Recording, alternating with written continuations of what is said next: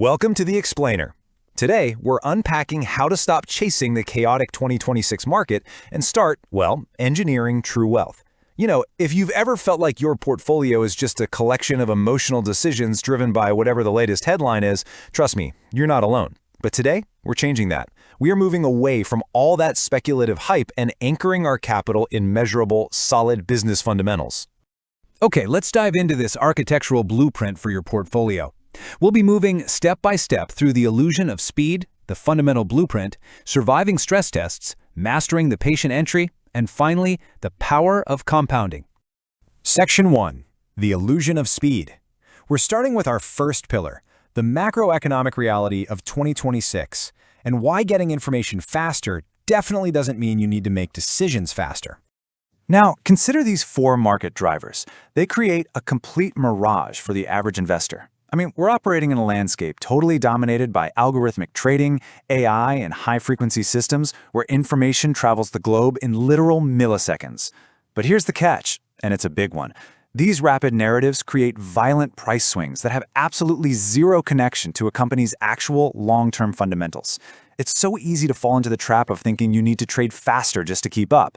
But in reality, speed has become one of the market's greatest illusions. So this perfectly illustrates the paradigm shift we've got to make. The reactive trader is out there constantly asking, hey, which stock could double next month? That is pure speculation, guys. It offers zero structural support when market sentiment suddenly turns upside down or liquidity tightens up. Instead, we have to become the resilient investor. We need to be asking which business is actually going to be stronger 5 years from now, completely regardless of the economic headlines. It's a subtle shift, but it transforms your entire approach from basically gambling at a casino into disciplined capital allocation. Section 2. The fundamental blueprint. Let's see how this builds into a systematic framework for evaluating quality in today's tight monetary environment. Because rather than starting with stock charts, we really need to look at the business itself. And there are exactly 3 structural pillars that stand out consistently among truly durable, resilient businesses. Pillar number 1 is free cash flow. This is absolutely vital. Think about it. Revenue alone doesn't create shareholder value. Cash does. Free cash flow is the actual engine driving financial strength. It's the proof that a company generates enough operational profit after all its capital expenditures to not just survive, but actually thrive. It means management can reinvest, they can pay down debt, or they can distribute dividends without having to go out and beg for expensive external financing. It's a real game changer. Moving on to the second pillar, maintaining a conservative debt-to-equity ratio. Listen, companies carrying excessive leverage aren't just risky. They are quite literally a ticking time bomb when borrowing costs spike or economic growth suddenly slows down. It's like trying to swim a marathon while wearing a weighted vest. No way you're making it. But a business with manageable debt, they possess the ultimate superpower in finance, which is flexibility. They can navigate severe recessions almost effortlessly, while their over-leveraged competitors are fighting tooth and nail just to keep the lights on. And that brings us to the third pillar, economic moats. We're talking about strong brand recognition, proprietary tech, high switching costs, the whole shebang. These are the protective barriers that competitors just cannot easily replicate during an economic downturn. Think of the business like a giant medieval castle. The wider and deeper the moat, the harder it is for economic invaders to breach the walls, right? These moats lock in a company's profitability even when the broader economy is completely struggling. Section 3. Surviving the stress test. Once we understand these core business fundamentals, we can't just stop there. We have to subject our portfolio to severe conditions. I really want you to ask yourself this exact question about every single holding in your portfolio right now. Seriously, could this company survive a severe multi-year downturn without needing some kind of emergency financing or a government bailout? If your answer is even a little bit uncertain, well, that position definitely deserves a much closer look. You see, professional investors don't just sit around assuming favorable conditions are going to last forever. They run through rigorous, real-world scenarios. What if interest rates just stay elevated? What if geopolitical tensions completely shatter global supply chains? Or what if consumer spending weakens for literally years? Now, to be clear, these aren't predictions about the future. They are vital preparation exercises. By actively testing these conditions, you can estimate the earning sensitivity and the debt servicing capacity of your holdings under severe macroeconomic stress. And this highlights a massive misconception out there. If you own 5 different tech subsectors, you might think you're safe, but you aren't truly diversified. Why? Because they all depend on the exact same economic drivers. If that specific sector takes a hit, your whole portfolio bleeds. That is false diversification. True resilience means owning across sectors: healthcare, enterprise software, consumer staples, infrastructure, insurance, and utilities. Doing this means your portfolio spans distinct, totally unrelated economic forces, and that is exactly how you build a portfolio that lets you sleep peacefully, completely ignoring the daily market noise. Section 4. The patient entry. So now that we've engineered the structure, we need to talk about the psychology required to actually buy these businesses safely.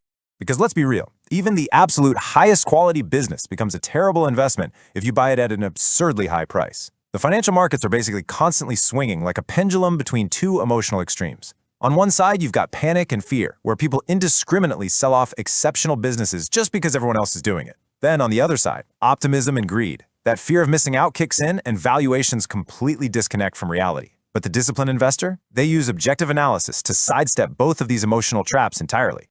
So how exactly do they avoid those traps? Simple, through the margin of safety. Basically, you calculate what the entire business is realistically worth. That's its intrinsic value. And then you compare it to the current market price. When there's a significant gap between the two, boom, you have your margin of safety. You wait patiently for this exact structural cushion before deploying a single dollar. It acts as your armor against forecasting errors, economic uncertainty, and all those unexpected business challenges that inevitably pop up. I absolutely love this quote. Patience might feel completely unproductive, right? Especially when the market is just flying high and everyone is bragging about their speculative gains. But here's the secret. Inactivity is actually an active, highly profitable defensive mechanism. Sometimes, the absolute highest return decision you can possibly make is just refusing to compromise your discipline. It perfectly preserves your capital for when the truly undeniable opportunities finally show up. Section 5. The power of compounding. Which leads us perfectly into our final section, revealing how this immense patience fundamentally transforms modest returns into extraordinary wealth. Let's look at the actual mechanics of compounding as a defense mechanism. When you hold great companies over a minimum 5-year horizon, these three engines continuously generate additional gains for you. Increasing earnings, expanding free cash flow, and raising dividends, they all work simultaneously.